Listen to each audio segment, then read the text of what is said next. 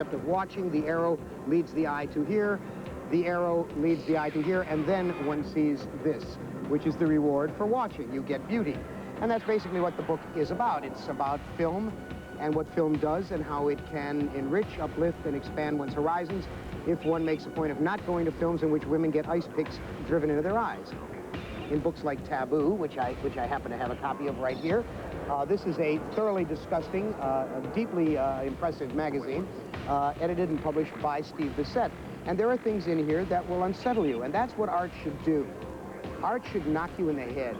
Art should never make you complacent. Art is supposed to alarm you. That's why all the televangelists want it censored, because it makes people think. It makes them say, wait a minute, things may not be the way we were told, and they want to re-examine.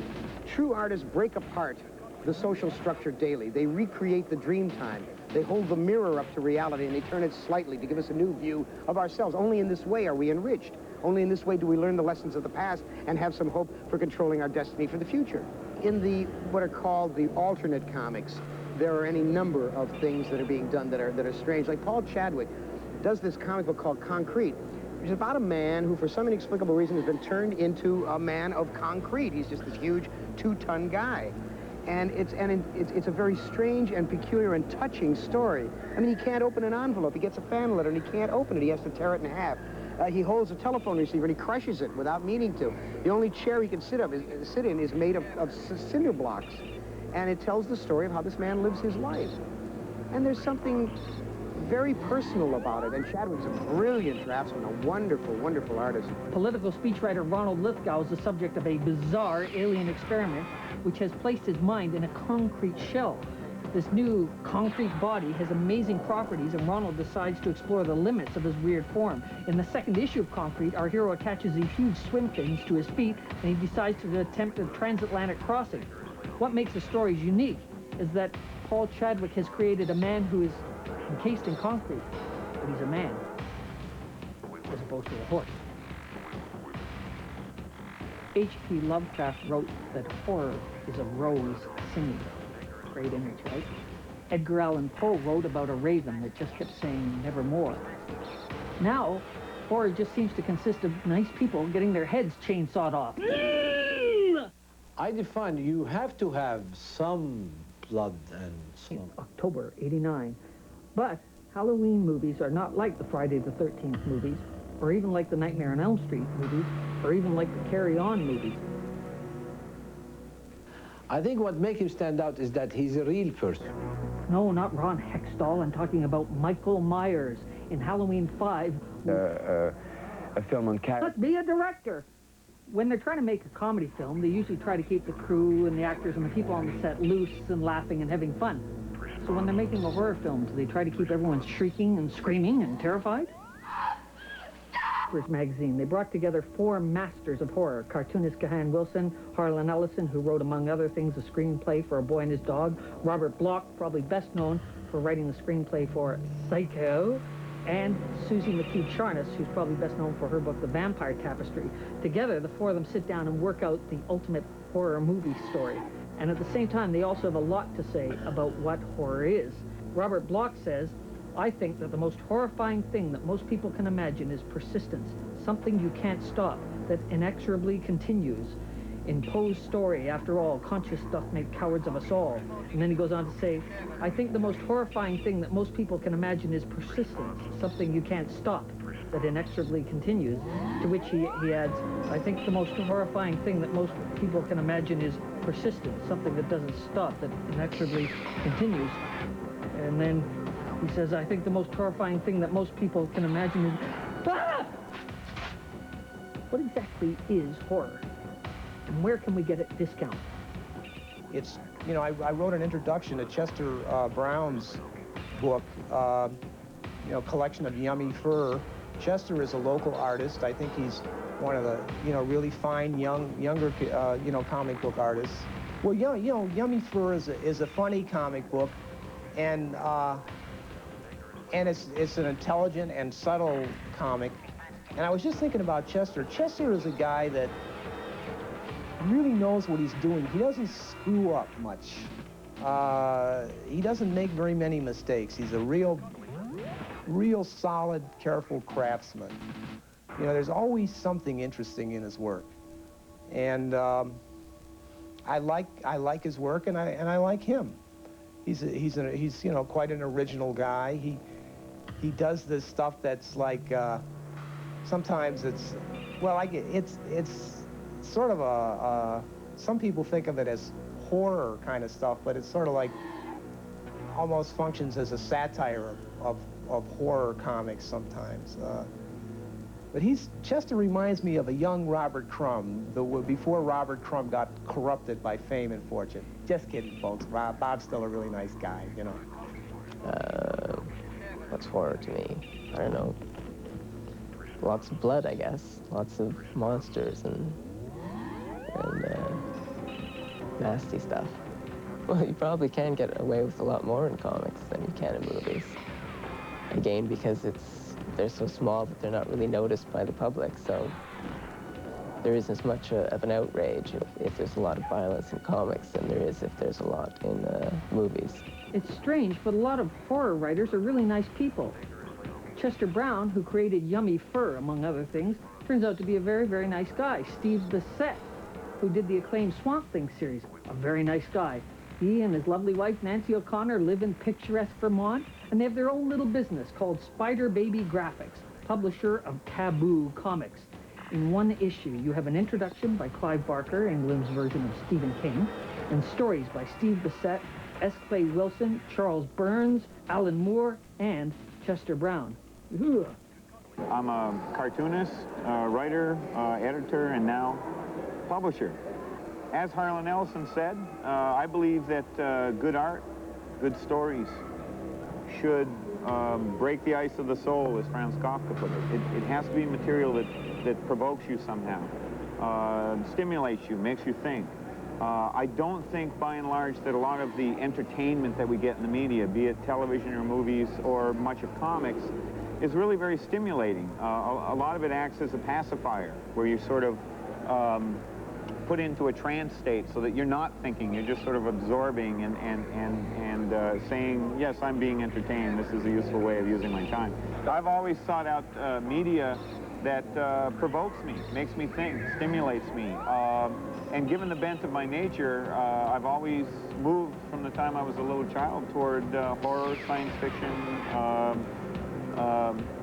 you know, the darker side of the human experience. My life has been very good. Horror is simply that which you don't really want to happen to you. I mean, none of us want to go through unpleasant experiences, be they physically painful or psychologically painful.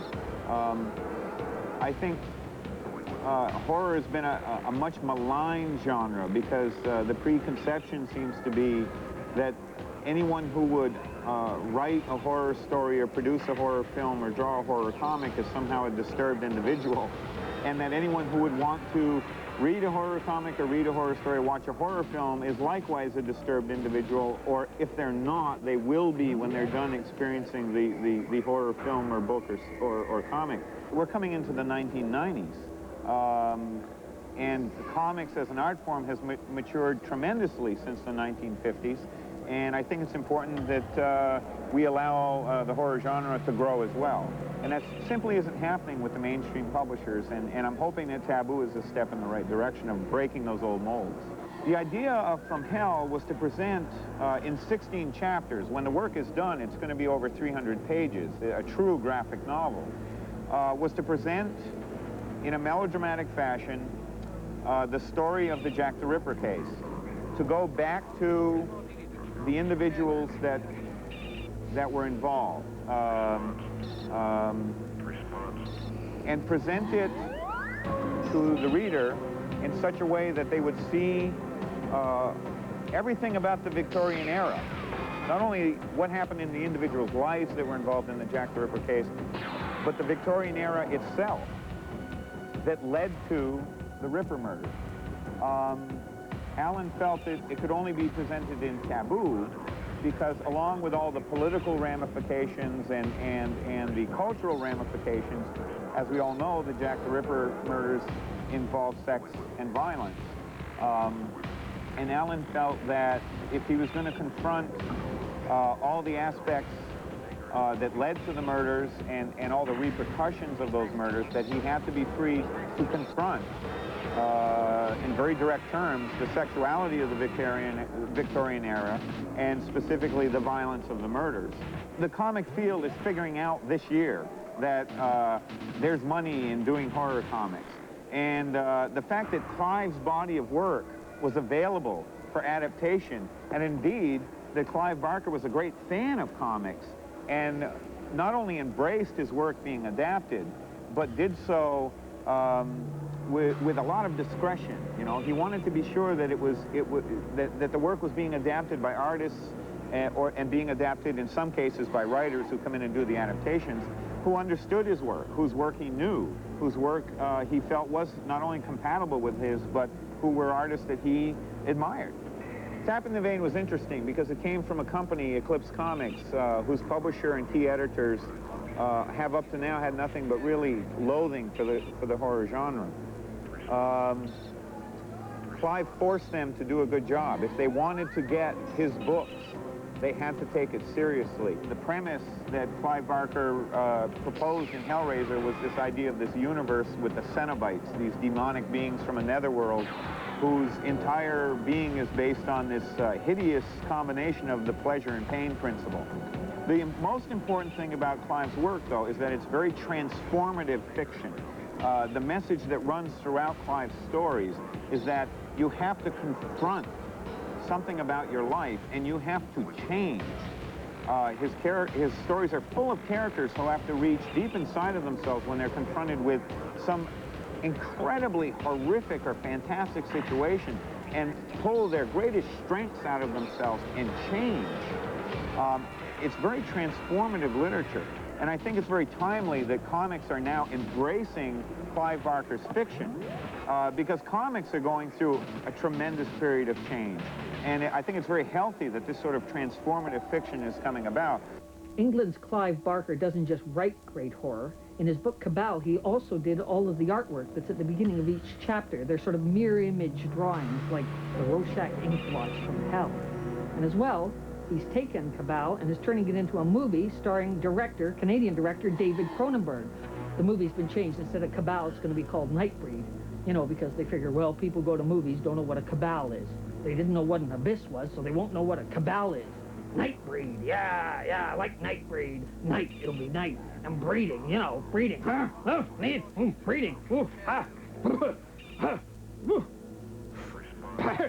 That's a wrap. Call my limo. And I'm told that Stephen King is a very sweet guy, too. So how come all these really nice, sweet people come up with these just bone-rattling nightmares?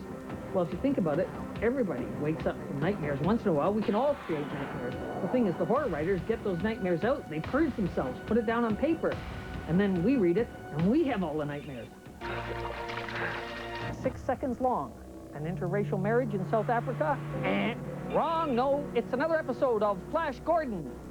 Bit of trivia for all you Flash Gordon fans. And a bit of trivia for all you Flash Gordon fans. During the big one, WW2, the Flash Gordon comic strip was often late getting to the European newspapers, you know, what with ships being sunk and airplanes falling out of the sky and so on, and airplanes falling out of the sky and so on. So what the European newspapers would do was hire European writers and artists to fill in the blanks. And one of the writers they hired was a young man named Federico Fellini. What do you mean, who's he?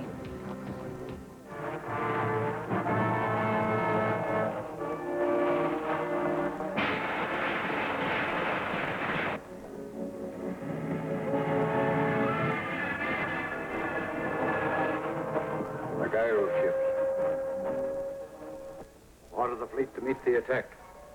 Bring the prisoners from the laboratory to the throne room. Yes, Your Majesty.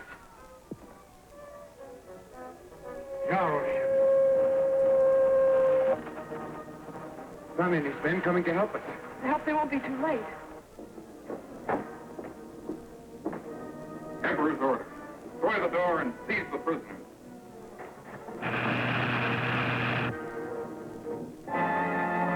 Darn, we didn't get to talk about all the other horror books, the horror movies, the horror magazines that are around, some of the great horror writers who live in...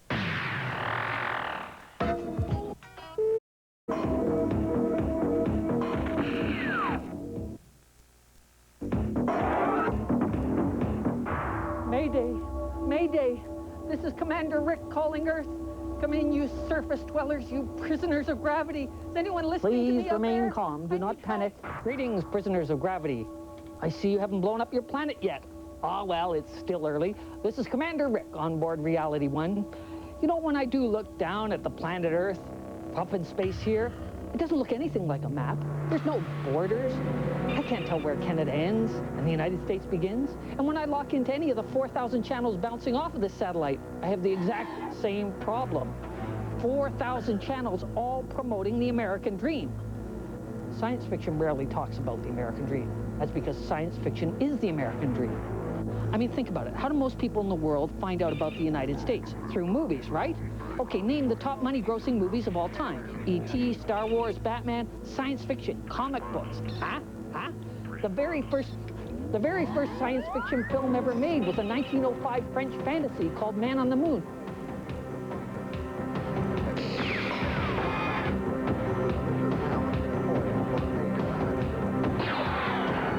In 1969, the Americans actually landed a man on the moon.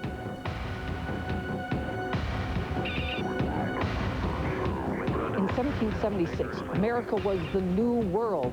Science fiction is all about the New World. America was created by losers and nutbars who couldn't fit into society. A lot of early American science fiction was really about utopian futures full of dynamic heroes. What other country in the world would have come up with somebody as cocky and robust as Flash Gordon? Come in, his men coming to help us. I hope they won't be too late. Emperor's order. Destroy the door and seize the prisoners.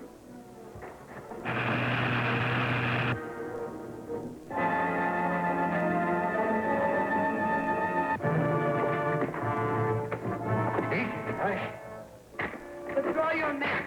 These people are under my protection. I'm sorry, Your Royal Highness. My orders are from the Emperor.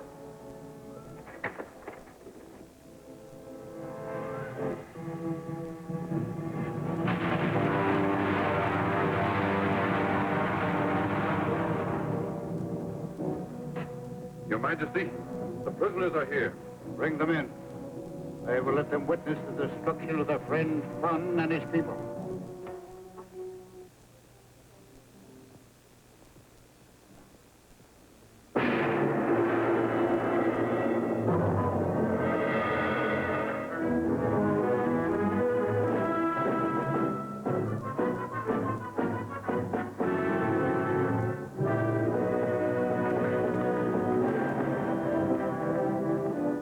Flash Gordon is a project next spring we'll be doing in full color, starting in chronological order.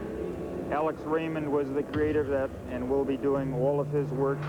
And if the market warrants, we'll go on and do the work that the Ghosts, after him, continued.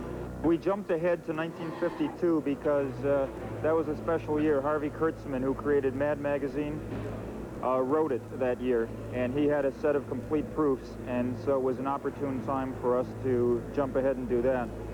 But to be honest, Alex Raymond is what the fans are really slavering for, and we're looking forward to doing it too. The original Buster Crab serials is a camp classic, but the comic strip is the only one I'm really intimately familiar with.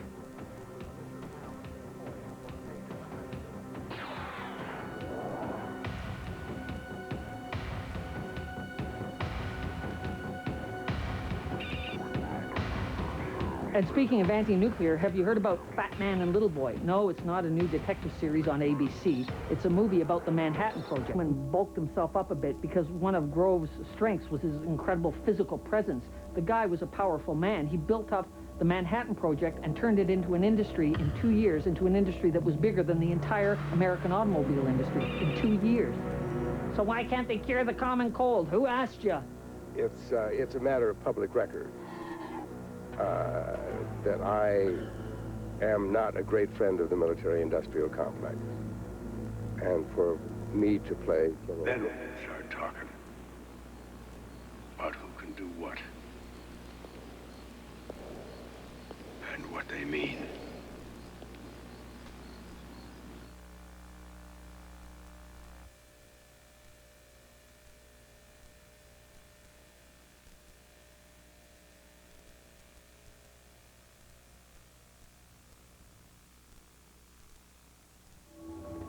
I heard on the news the other day that the United States is now spending the same percentage of its gross national product on military and military-related industries as it was at the height of World War II. So I guess when George Bush talks about 1,000 points of light, he's talking about tracer bullets and rocket engines and bombs exploding. Hi. This is a BB. It represents 1 megaton, and that is 80 times the firepower of the atomic bomb that was dropped on Hiroshima. Okay? These are 3 BBs, and they represent the total firepower expended in the Second World War. That includes Stalingrad, the Battle of Britain, Dresden, everything, okay? Now I want to show you what the United States and the USSR has in storage.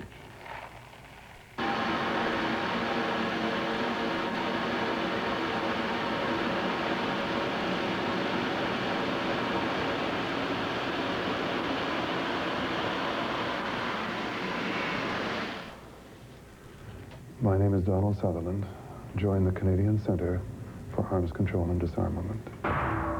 The real Iran-Contra affair is the subject of a 2-part graphic novel called Brought to Light. Take a look at this. This is investigative journalism presented as a comic book. The first part's a straightforward account of the 2 investigative journalists who uncovered what turned out to be the Iran-Contra deal. This was written by Joyce Brabner, one of the loudest liberal voices in comics. My name's Joyce Brabner, and I'm a writer-editor working with comics as a journalistic medium. Brought to Light is called a graphic docudrama, which is a word I really don't like because docudrama always sort of sounds like one of those made-for-TV movies where Elizabeth Montgomery gets raped or something like that. But what we were asked to do was, in association with the Christic Institute, which is a public interest law office, best known probably for their win on the Karen Silkwood case against the Kerr-McGee Corporation, was to put into an accessible form something to do with their lawsuit against a group of people, a group of defendants that have come to be known as popularly as the Secret Team. And these are people with Iran-Contra connections. And the suit that they have got in U.S. courts alleges a pattern of racketeering activity involving gun running, drug smuggling, and espionage, some of it funded with CIA money. And because it's a very immediate medium, we could show what was going on, when, how, and another kind of interesting thing is what it looked like it was on television a couple of years past when different bits of the story would surface. That's also talking about only 1/2 of Brought to Light, the stuff that's done in what you would call a graphic docudrama. Because that's very straightforward, naturalistic storytelling. I edited and I wrote that side of the story. That's the story of investigation of 2 journalists who did not realize at the time what they were getting into when they began to look at what happened at the bombing of a press conference in Lepenka. The other side of the book is actually what about 300 pages of very dry legal document looks like if you translate it into comics. And it was sort of an experiment in writing and illustrating because we had all of these facts and we wanted to get a little bit more of the emotion. What does it mean when you talk about something like Operation Phoenix, when so many civilian assassinations are carried out in Vietnam, rather than talking about civilian assassination or casualties. What Alan Moore, the writer, did, and Bill Sienkiewicz, the artist, did, was to actually calculate how many gallons of blood's in a human body. And so when we would talk about these atrocities, we would start talking about the difference between a swimming pool or a puddle or 5 swimming pools or a small wading pool. And it was very frightening. And I think it packed a pretty good punch. Part of the way I viewed the information as I received it in terms of what was going on was that there was a cancerous kind of growth that had to be excised. And the way that I approached it was it was a wretched approach. I mean, the approach that ragged, the way it was lettered. I mean, the way that Alan had written the characters. the actual scenarios that were really happening were those that dictated it. It screamed for expulsion. What it says about the American dream is that I think that Norman Rockwell was living in a fantasy world. If you want to read a hilarious satire of the American dream, check out Silent Invasion. It's a sort of a science fiction mystery story set in the 1950s in the Southwest USA. It's written by Michael Cherkis and Larry Hancock. Once again, two Canadians. I'm Larry Hancock. And I'm Michael Cherkis. Together we write and draw Silent Invasion. It's the story about a guy, about a reporter who believes that the world is being invaded by aliens. And he is positive he's the only one who understands this is happening. He thinks there's a big government conspiracy, and somehow he believes it's tied in with communists and some sort of secret organization similar to, say, the CIA or the National Security Agency in the States. But no one will listen to him. There really is a conspiracy. But as you go along in the story, you find out that it's more a different type of conspiracy. And a lot of the main story is exactly Matt's perceptions of what's going on and how it may not be reality. It's a caricature of the American world, I guess. It's a caricature of the American dream, where in the 50s everything was big and better and beautiful, and really it wasn't. It was a distortion of reality. Suburban Nightmares has been described by our other collaborator, John Van Bruggen, as Leave It to Beaver meets The Twilight Zone. In a sense, it might be also considered the dark side of the American dream. Mm.